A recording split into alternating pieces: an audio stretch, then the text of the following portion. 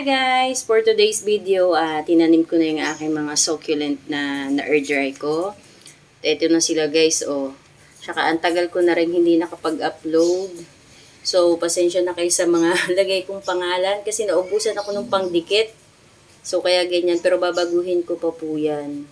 Tapos ito, wala pa siyang lagay na pamis sa ibabaw, oh. Wala na akong pamis na ubos. Tapos ito guys, oh. Malalaki na nga lang ang inilagay ko kasi yan lang ang meron ako. So, yan lang muna habang wala pa akong nabibili. At ito na rin ang update sa succulent ko. Yung iba, hindi ko na talaga nai-video. Pero sa reels ko na siya nai-video yung iba.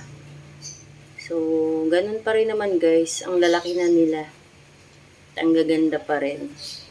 So, itong update sa ating ibang succulent. Ito, hindi ko matandaan kung anong ID nito. Ito, hindi ko rin tsaka yan.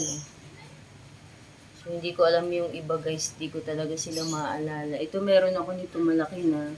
Andyan sa kabila. Yung mga red eyes ko na ang lalaki na nangamatay na guys. Ewan ko ba? Nangangamatay din katagalan. So, ito lang muna for today, ang aking update sa mga succulent ko. Dito lang muna yan.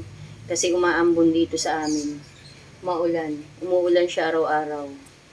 Kaya hindi siya pwede munang ilabas kasi baka mamatay. Kasi tatanim ko lang dyan.